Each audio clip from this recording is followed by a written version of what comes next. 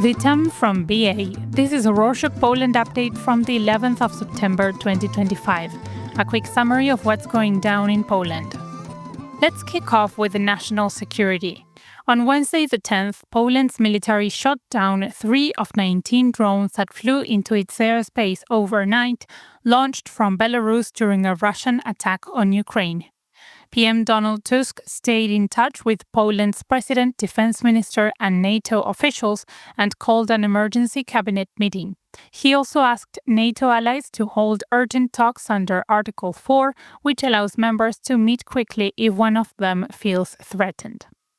Władysław Kosiniak-Kamysz, the defense minister, said the drones could have been dangerous, so the military took them down. Territorial defense units went out to search for debris, and authorities told people not to touch anything and to report fragments to the police. Airports in the capital and Rzeszów, a city in southeastern Poland, were temporarily closed as a precaution. Police, border guards, and firefighters in eastern Poland went on high alert.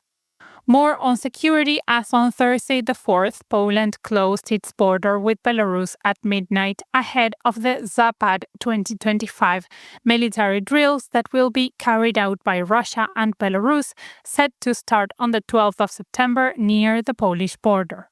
PM Tusk said the drills are aggressive and focus on the Suwałki Gap, a narrow strip of land in northeastern Poland that's strategically important and lies near Russia's Kaliningrad region.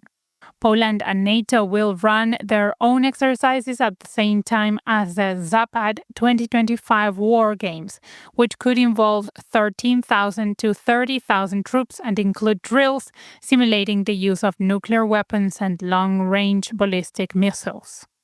Tensions between Poland and Belarus are already high, and Ukraine has warned that the drills are a serious threat to the region and all of Europe. Also on Thursday the 4th, PM Tusk went to Paris for a meeting with the 30 countries that officially support Ukraine, including Canada, Japan, Turkey, Australia, New Zealand, the UK, and Norway. Tusk said Poland will handle logistics and run the main hub for aid, which all the countries in the group will help out with military equipment, humanitarian supplies, and financial support. He also met with Emmanuel Macron, the French president, one-on-one and joined a call with US President Trump to talk about how to push Russia into negotiations, even though progress has been slow. Tusk said Europe knows what Russia is up to, but wants to work with the US to put joint pressure on Russia and its supporters, including China. In another meeting on Tuesday the 9th, Poland's President Karol Nawrocki met with his Finnish counterpart Alexander Stubb in Finland to talk about regional security. They agreed that Ukraine needs a lasting peace, but also said Putin might attack other countries, so they are strengthening defense and working closely with allies. Nawrocki called keeping US troops in Poland good news for Eastern Europe. They also talked about expanding the Bucharest 9, a group of 9 Eastern European NATO countries protecting the alliance's eastern border, to include Finland and Sweden. On the domestic front, on Monday the 8th, Krzysztof Gawkowski, the Minister of Digital Affairs, launched a new campaign called Turn on Respect, Turn off Hate to fight cyberbullying. A recent report from the Research and Academic Computer Network, or NASC, showed that 75% of teens who faced sexual abuse online didn't tell anyone, highlighting the urgent need for action. Gawkowski said online abuse is a serious issue for kids and teens, and the government teamed with the NASC and the Internal Security Agency to make the internet safer. The campaign includes training teachers to spot and respond to cyberbullying, interactive online safety lessons for students, guides for parents on monitoring and talking to their kids, and an anonymous platform to report abuse and get help. More on new programs, as on Thursday the 4th, Agnieszka Dziemianowicz-Bąk, the labor minister, said the government had already received almost 300 applications from companies and about 1,500 more are on the way for a pilot program that will shorten working hours, moving toward a 4-day work week without cutting pay, jobs, or productivity.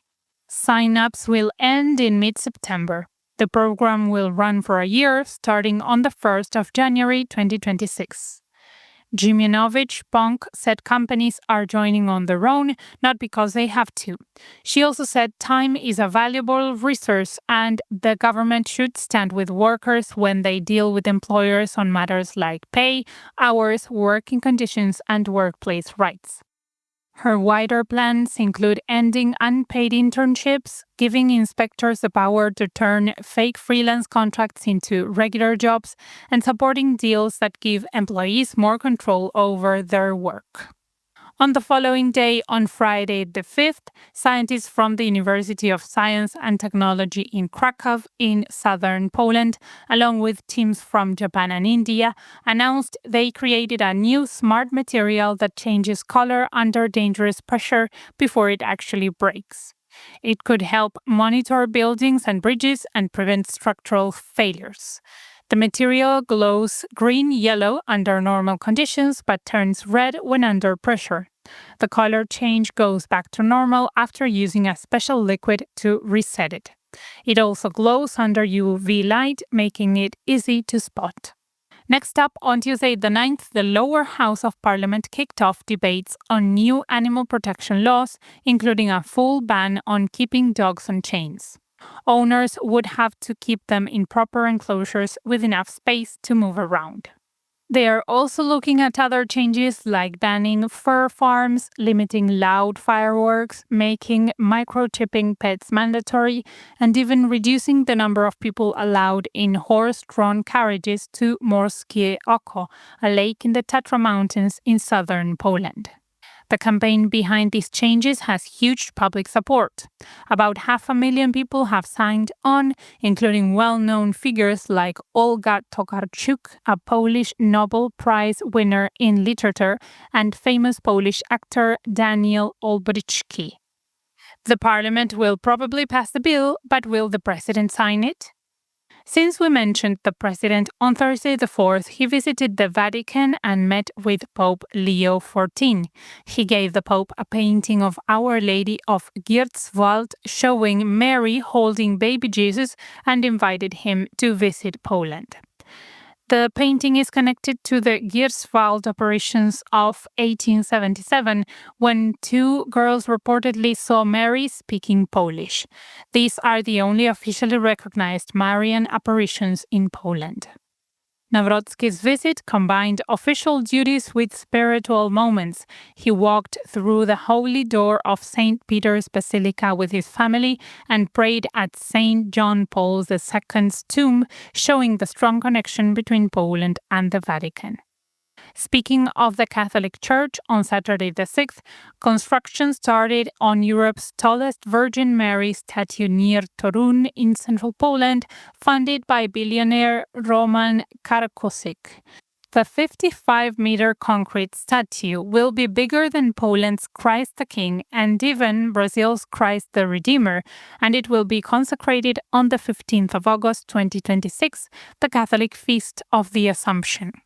The project shows how much influence the Catholic Church has in Poland, especially outside major urban centers. Closing this edition on Saturday the 6th, Polish and Ukrainian officials held funeral ceremonies in Puzhniki in western Ukraine for victims of a World War II massacre whose remains were recently dug up. Experts uncovered at least 42 people, including women and children, during exhumations from April to May.